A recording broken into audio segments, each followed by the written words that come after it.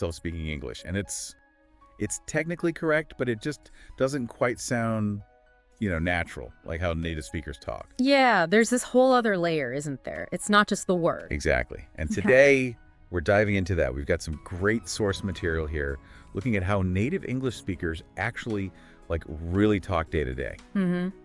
And what's really good about this stuff is how practical it is. It's less about deep grammar dives and more about grabbing those everyday phrases. Right, the shortcuts. The shortcuts, the little things people say that just make them sound, well, native.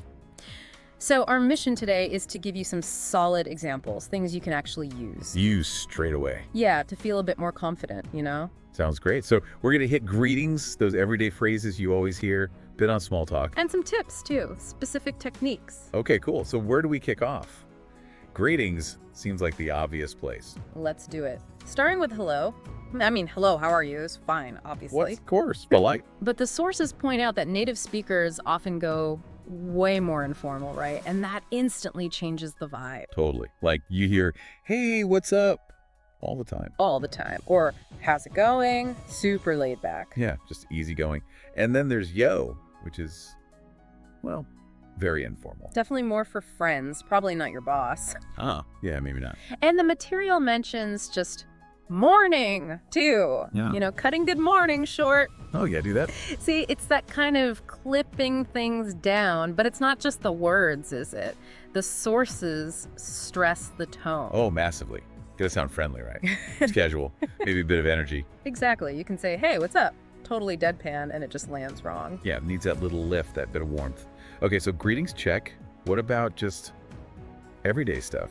Getting through the day. The sources had loads on that. They did. It walks you through like a typical day, so morning time. Instead of saying, I don't know, I must prepare myself. Bit formal. Right? You're much more likely to hear, I gotta get ready. Gotta. Straight away, there's that contraction. Exactly. That gotta forgot to. We'll see more of that. And I need my coffee. I mean, who doesn't relate to that? Universal. And let's get going. Yeah. Just feels much more natural than let us commence our journey. Huh. Yeah, just a tad. Then, okay, work or study time. Things like, let's catch up later. Yeah, useful. Quick way to postpone things politely. And I'm swamped, meaning really busy. Oh, I use that one a lot. Swamped. It sounds how it feels, doesn't it? It really does. Or shoot me a message. So much more direct than, would you please be so kind as to send me a message? Exactly. Gets it done. And for agreeing on something. That works for me. Simple. Clear. Means okay. It's okay. Or sounds good. Yeah. Less formal than, I concur. Definitely. Okay, so the day's wrapping up. Evenings? Evenings, yeah. I'm just chilling. Great phrase for just relaxing, doing nothing much. Love that one. Just chilling. Captures it perfectly. Or asking someone out, want to grab dinner? Again, so much more natural, more inviting than, would you care to join me for the evening meal? Right. And then end of the workday or end of whatever you're doing. Let's call it a day. Classic. Signals you're done. Yeah, time to stop. So the pattern here is like shorter phrases, often contractions, just a more relaxed feel overall. Makes total sense. It's efficient, too. Okay, so the source material actually showed us a little conversation, right? A bit of small talk. Yeah, quick little example exchange. Let's see. It went something like, Speaker 1, hey, what's up? Speaker 2, not much. Just taking it easy. You? Speaker 1, same here. Work's been crazy. Speaker 2, tell me about it. Ready for the weekend. Speaker 1, absolutely. Yeah, you can just hear that, can't you? It flows. It's light, easy.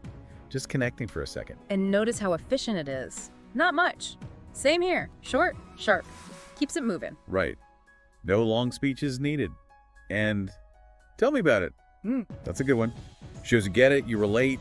Exactly. It's like, I hear you. Creates that little moment of connection, much more relaxed than trying to have a really formal back and forth. Definitely sounds more real. Okay, so we've got the greetings, the everyday phrases, seen them in action. Now, those specific tips, how do we actually do this? Right, the techniques. The sources lay out 4 main ones. First one, use contractions. We've already seen gotta, wanna.